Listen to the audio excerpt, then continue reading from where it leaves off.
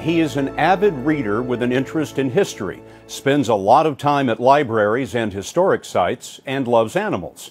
And one more thing. According to his FBI file, James J. Whitey Bulger is a cold-blooded killer, the kind they make movies about, and they did. Tonight, after more than a decade as a fugitive, Bulger is in custody. Justice correspondent Bob Orr tells us how the FBI finally got its man. As a career criminal, James Whitey Bulger rose to the very top of the FBI's most wanted list. But for the last 16 years, the notorious Boston mob boss was a ghost, leading authorities on a fruitless and frustrating worldwide manhunt. Despite countless tips and reported sightings from Italy to Indiana, he remained invisible. But today, there he was in federal court in Los Angeles. Bulger had finally been arrested late yesterday after he was tracked to this Santa Monica, California apartment. Richard Delorier is the FBI's top agent in Boston. We have captured one of the FBI's 10 most wanted fugitives, a man notorious in Boston and around the world for very serious crimes he is alleged to have committed. Bulger headed Boston's Irish mob, a group called the Winter Hill Gang.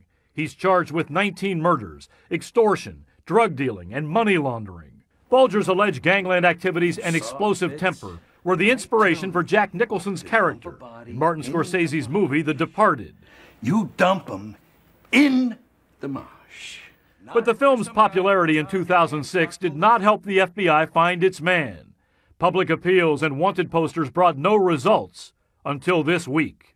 Have you seen this woman? The FBI. On Monday, the FBI unveiled this ad focusing on Bulger's longtime girlfriend, Catherine Grieg. The spot, airing on daytime television and aimed at female viewers, described Grieg and her numerous plastic surgeries. Within 24 hours, authorities got a very specific tip that Bulger and Grieg were living in this apartment building. The FBI lured Bulger outside and arrested him. Then they entered the building, arrested Grieg, and confiscated nearly 30 guns and hundreds of thousands of dollars stashed in the apartment. Neighbors knew the couple as Charles and Carol Gasco.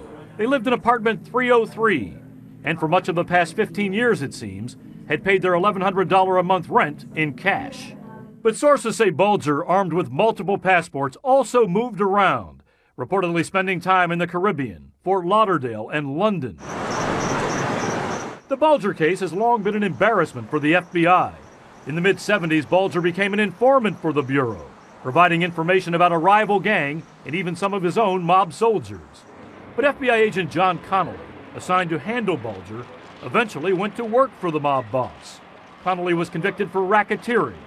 In fact, it was Connolly's warning to Bulger that he was about to be indicted in 1995 that sent the mobster into hiding.